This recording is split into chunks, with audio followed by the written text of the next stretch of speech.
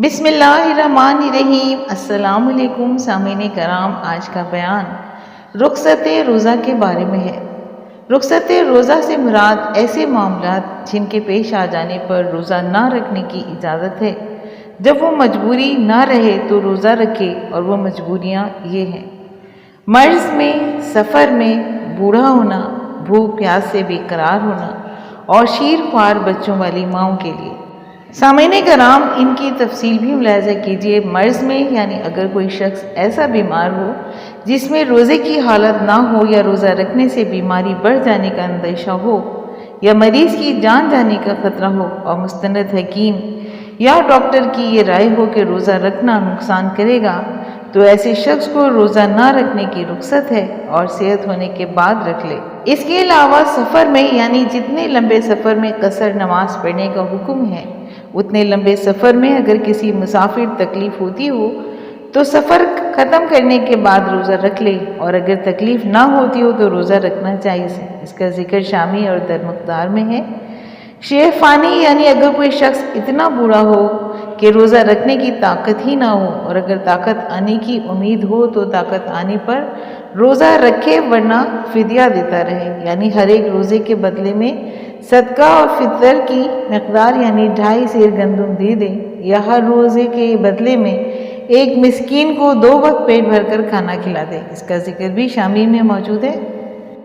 سامعین کرام، بھوک یا پیاس سے بے قراری کی وجہ سے یعنی روزے میں اس قدر بھوک پیاس کا غلبہ ہو جائے جس کی وجہ سے جان جانے کا یعنی مر جانے کا اندیشہ ہو، تو روزہ نہ رکھنے کی رخصت ہے۔ اس کا ذکر فتویٰ عالمگیری میں ہے۔ اس کے علاوہ شیر خوار بچوں کی ماؤں کو بھی روزہ نہ رکھنے کی رخصت حاصل ہے۔ ان سب صورتوں میں روزہ نہ رکھنے کی اجازت ہے، مگر رمضان المبارک کا احترام سب کو کرنا چاہیے، اور ہر کسی کے سامنے کھائے پیے نہیں، بلکہ سوائے بوڑھے معذور کے سب لوگ رمضان اپنے چھوڑے ہوئے روزوں کی قضا کریں۔ اس کا ذکر بھی شامی میں موجود ہے۔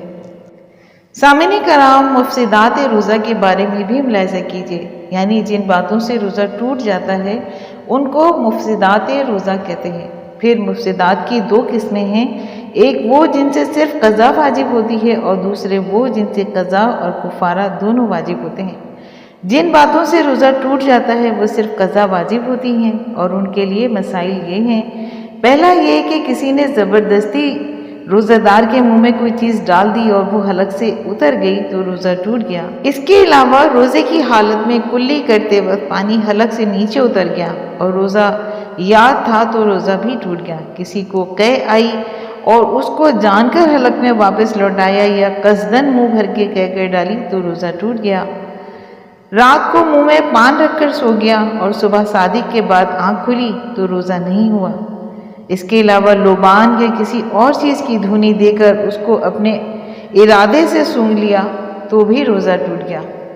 اس کا ذکر بھی شامی میں موجود ہے۔ کسی نے کنکری یا لوہے کا ٹکڑا یا ایسی کوئی چیز کھا لی جس کو عموماً کھایا نہیں جاتا اور نہ کوئی بطور دوا استعمال کرتا ہے تو وہ بھی روزہ ٹوٹ گیا۔ رمضان کے مہینے میں اتفاق سے کسی کا روزہ ٹوٹ گیا تو روزہ ٹوٹنے کی بعد بھی کچھ کھائے پیے نہیں، سارا دن روزے داروں کی طرح رہنا ضروری ہے۔ سامعین کرام، مکروہات روزہ کے بارے میں بھی ملاحظہ کیجیے، یعنی مکروہ ہونے کا مطلب یہ ہوتا ہے کہ روزے کے صحیح ثمرات، اس کی رحمتیں، اس کی برکات، نیز اس کا اجر کے کامل طور پر حاصل نہیں ہوتا، بلکہ ان کے اندر کمی واقع ہو جاتی ہے۔ پہلا یہ کہ اگر کوئی چیز زبان سے چکھی اور پھر اس کو تھوک دیا تو بلا ضرورت ایسا کرنا بھی مکروہ ہے۔ اس کا ذکر عالمگیری میں موجود ہے۔ دوسرا مسئلہ کہ یعنی کوئلہ چبا کر دانت مانجنا، ایسے ہی منجن سے دانت صاف کرنا یا کوئی ٹوتھ پیسٹ لینا مکروہ ہے۔ اگر کوئلہ یا منجن حلق کے اندر چلا گیا تو روزہ ٹوٹ جائے گا۔ اس کا ذکر در مختار میں ہے۔ نیز یہی حکم ٹوتھ پیسٹ کا بھی ہے۔ روزے کی حالت میں مبالغے کے ساتھ کلی کرنا، ناک میں پانی دینے کے مبالغہ کرنا، اس کے علاوہ منہ میں تھوک جمع کر کے نگلنا، غیبت کرنا، جھوٹ بولنا، گالی گلوچ کرنا، بے قراری اور گھبراہٹ ظاہر کرنا، نہانے کی حاجت ہو جانے پر غسل قصدن صبح صادق کے بعد کرنا، یہ سب باتیں مکروہات میں سے ہیں۔ ان میں سے ہر چیز سے پرہیز کرنا چاہیے۔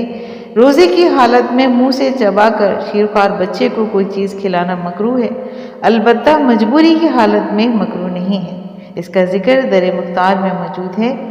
سامعین کرام، امید کرتی ہوں کہ آپ کو میرا آج کا بیان پسند آیا ہوگا اور آپ کی علمی معلومات میں یقیناً اضافہ ہوا ہوگا۔